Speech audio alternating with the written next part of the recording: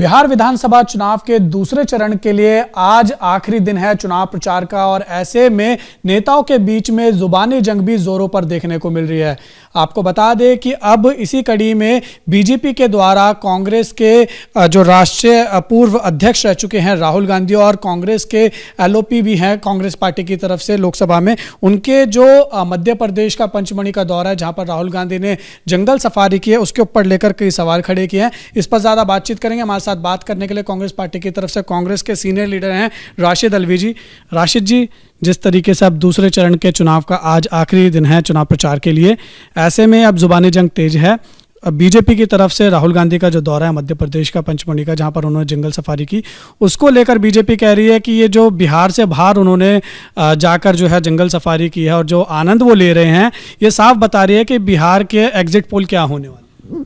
देखिए, exit poll से कोई फर्क नहीं पड़ेगा, लेकिन सचमुच का पोल का नतीजा जब 14 तारीख को आएगा तो भारतीय जनता पार्टी को पता चल जाएगा क्या सच है और क्या गलत है। और जहाँ तक जंगल सफारी का ताल्लुक है तो इलेक्शन का तो आज आखिरी दिन है। क्या भारतीय जनता पार्टी भूल गई कि 14 फरवरी 2019 को हमारे प्रधानमंत्री नरेंद्र मोदी कॉर्बेट पार्क के अंदर जो सेलिब्रेट कर रहे थे और बोट में बैठ के मज़े कर रहे थे, जबकि पुलवामा के अंदर हमारे सीआरपीएफ के 40 जवान शहीद हो गए थे। क्या बीजेपी भूल गई इस बात को? उन्हीं के गवर्नर ने कहा था, सतपाल मलिक ने, कि प्रधानमंत्री ने और अजीत जो हमारे नेशनल सिक्योरिटी एडवाइज़र हैं, उन्होंने कहा था कि सतपाल मलिक खामोश रहो, और पाकिस्तान पे इल्ज़ाम लगा दिया था। आज तक इन्वेस्टिगेट नहीं किया गया, ये पता नहीं चला कि कौन जिम्मेदार था। क्या है बीजेपी के पास इस बात का जवाब? 14 फरवरी को तो वो इंजॉय कर रहे थे। ये तो जंगल की सफारी का मामला है। वो तो कॉर्बेट के अंदर पूरी फिल्म बना रहे थे और उधर सीआरपीएफ के लोग अपनी जान दे रहे थे। ये हमारे प्रधानमंत्री हैं, तो पहले अपने गिरेबान में झांकना चाहिए। सर, इससे हटके मतलब इसी कड़ी में अगर हम जोड़ेंगे तो दूसरे चरण में देखिए बिहार के अंदर, सीमांचल के अंदर भी जो है वो चुनाव होने हैं। ऐसे में गिरिराज सिंह की तरफ से एक बयान आया है, फिर से उन्होंने जो है मुस्लिम समाज को लेकर एक बयान दिया है। उन्होंने कहा है कि बुरखे की आड़ में मुस्लिम इलाकों में जो है वो बोगस वोटिंग होती है और एक बार फिर से सीमांचल में ही बुरखे की आड़ में बोगस वोटिंग कराने की तैयारी जो है वो पूरी कर ली गई। देखिए, एक तो गिरिराज इस काबिल नहीं कि उनकी बातों का जवाब दिया जाए। जहालत का कोई जवाब नहीं होता है। मुझे तो ताज्जुब होता है कि क्या बीजेपी के पास अच्छे पढ़े लिखे लोग नहीं हैं जो अच्छी बातें कर सकें? ऐसे लोगों को क्यों मंत्री बना रखा है? और जहाँ तक बुर्के का सवाल है, ये फैसला तो इलेक्शन कमीशन करेगा कि भारतीय जनता पार्टी या गिरिराज सिंह करेंगे। इलेक्शन कमीशन करेगा, इसलिए गिरिराज के इस बयान से कोई मतलब नहीं निकलता है। गिरिराज जी जिस तरीके की बातें करते हैं, सारे हिंदुस्तान के मुसलमान नमक हराम हैं। चूंकि भारत सरकार की सारी स्कीम का फ़ायदा उठा रहे हैं, तो आप वापस ले लो ना। आप कह दो कि सिर्फ हिंदुओं को फ़ायदा पहुंचेगा, मुसलमानों को नहीं पहुंचेगा। हिम्मत है तो करके देखो, वरना इस तरीके के बयान मत दो। और हमसे बड़े नमक हराम तो तुम और तुम्हारी बीजेपी है, जिसने 55 साल तक हमारा कांग्रेस का नमक खाया और वोट बीजेपी को देते रहे। अगर यही क्राइटेरिया है, नमक हरामी का क्राइटेरिया यही है कि भारत सरकार की स्कीम का फ़ायदा उठा के रूलिंग पार्टी को वोट न दो, तो ये काम तो तुम 55 साल करते रहे और उसके बाद दूसरी सरकारों में भी किया। तो इससे बड़ी नमक हरामी और क्या होगी? सर, इसी पे ही गिरिराज सिंह ने ये कहा है, उन्होंने और आगे बोला कि जब आधार कार्ड बनाना होता है तो क्या वो बुर्का पहनकर जाती हैं? बुर्का तो उठाना ही पड़ेगा, उन्होंने ये कहा है। क्योंकि उन्होंने कहा है कि वोटिंग करना चाहती हैं तो क्या ये पाकिस्तान नहीं है, यहाँ पर शरिया कानून नहीं चलेगा?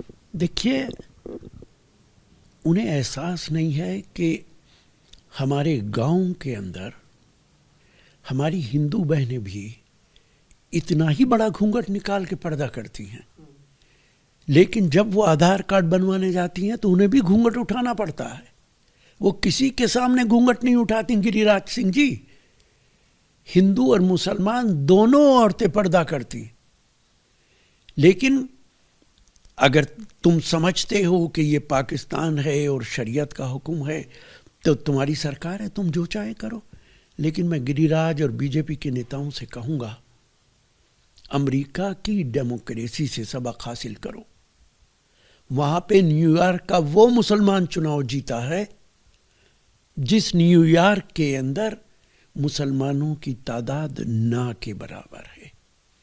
वो गिजाला वहाँ की लेफ्टिनेंट गवर्नर बनी है जहाँ पे मुसलमानों की तादाद ना के बराबर है। वो कॉम्पिटेंट लोगों को चुनते हैं, हिंदू मुसलमान नहीं करते हैं। बीजेपी और गिरिराज जैसे लोग हिंदू मुसलमान के अलावा कुछ करते ही नहीं हैं।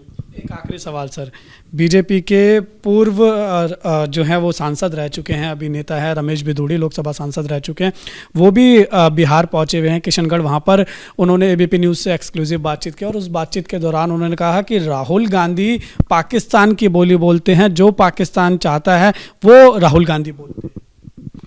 देखिए, अब इस तरीके की बातों का बीजेपी के नेताओं के पास मुसलमान, पाकिस्तान, वक्फ, यूनिफॉर्म सिविल कोड, 3 तलाक, इसके अलावा कोई बात ही नहीं है। और वो समझते हैं कि ये बातें करके वो हिंदू कम्युनिटी को खुश कर सकते हैं। लेकिन अब वो वक्त गुजर गया है और बिहार की जनता इनको इन बातों का जवाब देगी। राहुल गांधी उस दादी के पोते हैं जिन्होंने पाकिस्तान के 2 टुकड़े किए थे, और भारतीय जनता पार्टी के अंदर वो नेता मौजूद हैं जो बगैर बुलाए प्रोटोकॉल तोड़ के नवाज शरीफ की शादी में गए थे, उनके घर की शादी में नरेंद्र मोदी जी। अटल जी बस लेकर गए थे लाहौर के अंदर, और उनसे कहूँगा कि अटल जी का वो भाषण पढ़ें जो वहाँ के लाल किले के अंदर उन्होंने दिया था।